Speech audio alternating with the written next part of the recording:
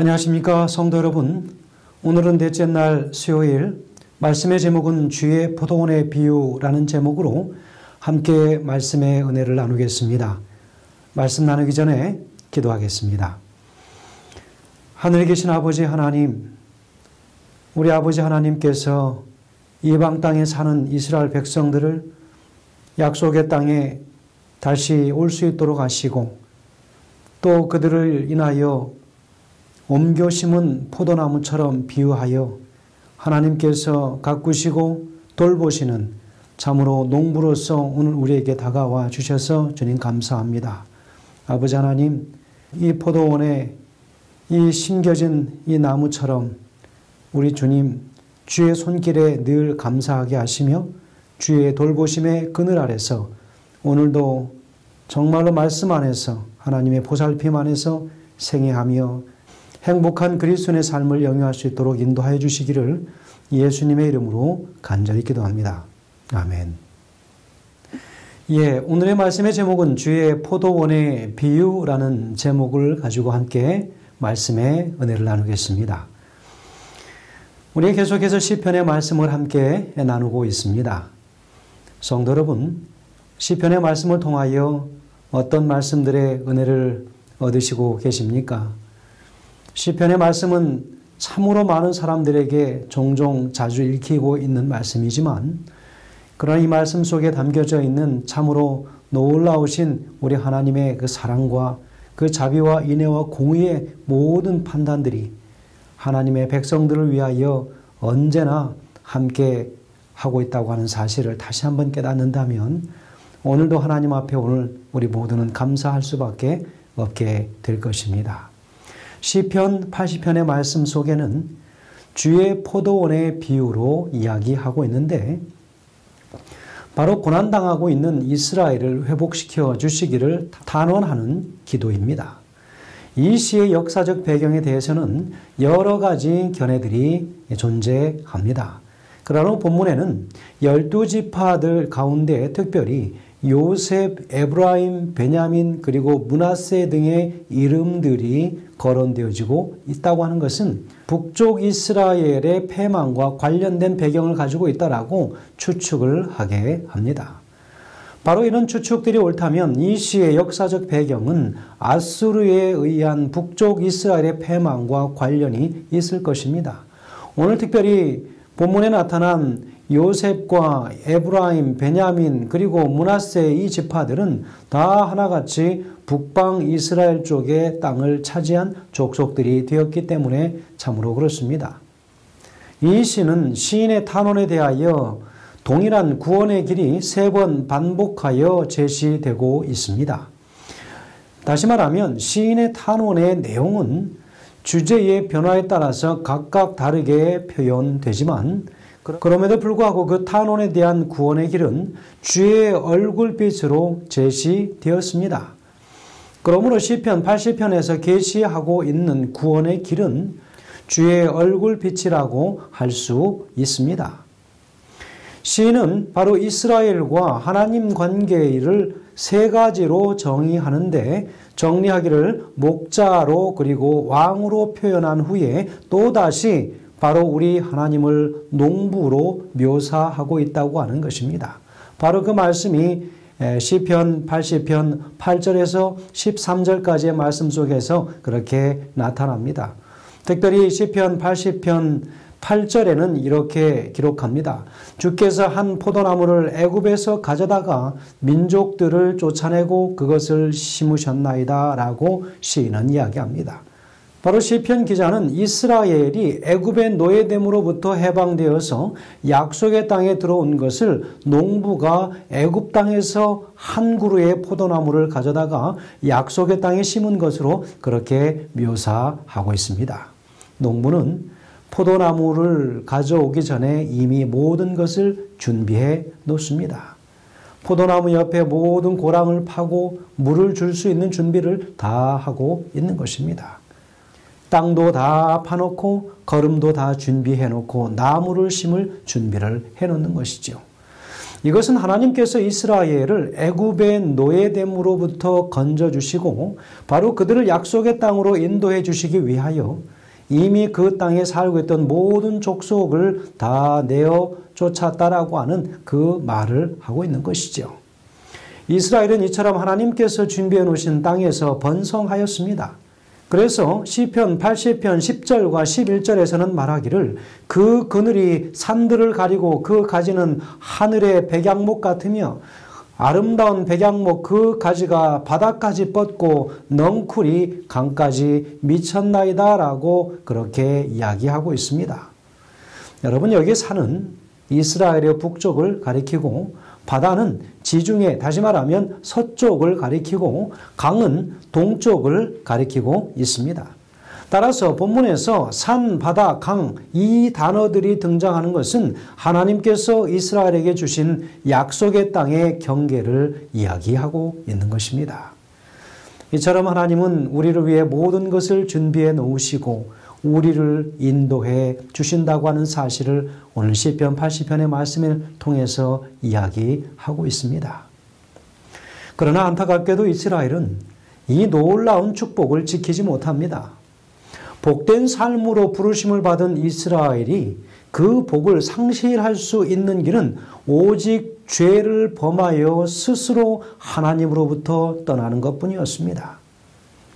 그러므로 이스라엘이 그의 축복을 상실했다고 하는 것은 그들이 죄를 범함으로 스스로 하나님을 떠났다고 하는 것을 의미하는 것입니다.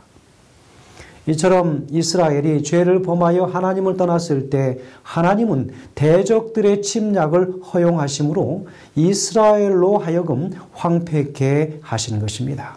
시인은 이런 안타까운 모습을 보면서 하나님께 이렇게 기도하며 탄원하는 것이지요. 시편 80편 12절 13절에서는 이렇게 이야기합니다.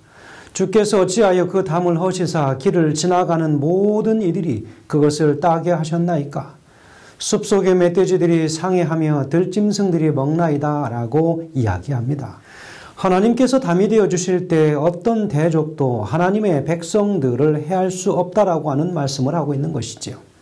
그러나 하나님은 자기 백성들로부터 보호의 그늘을 거두어 가실 때도 있다고 하는 것을 이스라엘 백성들에게 상기시켜 주고 있습니다. 성도 여러분, 바로 이것은 이스라엘 백성들뿐만 아니라 오늘을 사는 우리도 동일하게 기억하여 깨닫고 있어야 할 것입니다. 이처럼 하나님께서 백성들로부터 보호의 그늘을 거두어 가실 때 바로 그들이 죄를 범함으로 스스로 하나님을 떠났다는 그 이야기를 하고 있는 것입니다. 아담과 하와가 바로 그러하였지 않았습니까? 그러므로 하나님의 백성들이 범할 수 있는 어리석음 가운데 가장 어리석은 바로 스스로 하나님을 떠나는 것이라고 하는 것을 이야기하고 있습니다. 특별히 13절에 수풀의 돼지와 들짐승은 이스라엘을 대적하는 모든 존재들을 의미하고 있습니다.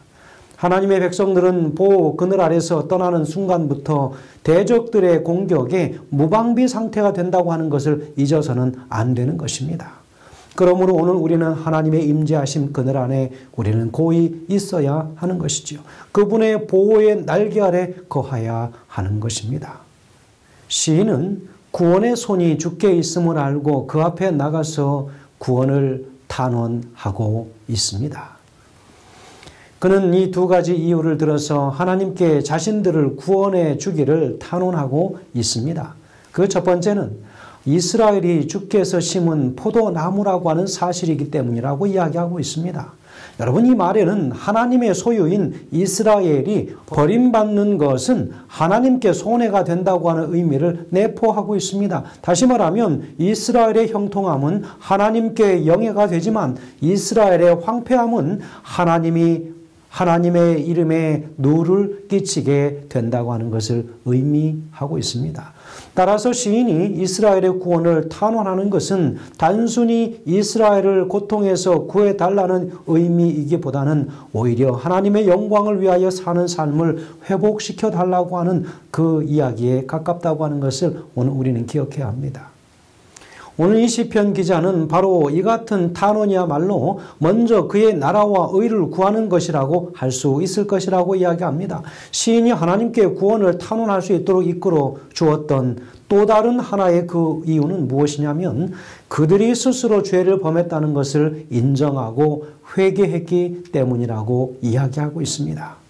오늘 본문에서 주의 면책을 인하여 망하오니라고 하는 그 이야기가 있는데 바로 그 이야기는 18절에서 우리가 주에게서 물러가지 아니하오리니 우리를 소생하게 하소서라고 하는 이 말, 바로 이 말은 회개를 의미하는 것입니다. 오늘 이 시편 기자는 이처럼 이스라엘이 범한 죄를 회개하고 하나님께 이렇게 자비를 구하고 있다고 하는 것이지요. 19절에서는 만군의 하나님 여호와여 우리를 돌이키시고 주의 얼굴빛을 비추소서 우리가 구원을 얻으리다라고 이야기하고 있습니다. 하나님 제발 우리를 한 번만 보아주십시오라고 이야기하고 있습니다. 우리가 죄를 회개하고 하나님께 향할 때에는 언제나 이처럼 구원을 탄원할 수 있습니다. 그리고 주께서 그의 얼굴빛을 우리에게 비치실 때에 모든 어둠들은 다 물러갈 것이고 어둠 가운데서 생명을 잃어가던 것들은 다시 다 되살아날 것이라고 하는 것이죠. 하나님의 은혜가 거두어진 듯하고 고통을 경험하는 가운데 고민하던 시편 기자는 그들을 돌이키시는 그분의 은혜의 약속 가운데에서 소망을 발견하였습니다. 그래서 주께서 그의 얼굴빛을 우리에게 향하시는 자로 그때가 대적들에게는 패망의 날이 되고 우리에게는 구원의 날이 된다고 하는 것을 이야기하고 있습니다. 성도 여러분, 오늘 우리는 바로 그 하나님, 우리의 모든 인생의 좌절과 슬픔과 깊은 고뇌와 절망 가운데 빠져있는 우리들, 어두움 가운데 있는 우리를 다시 건져내셔서 그분의 얼굴빛을 우리를 향하여 돌이키실 때 우리는 밝은 광명 가운데에서 거하게 될 것임을 기억하시기 바랍니다.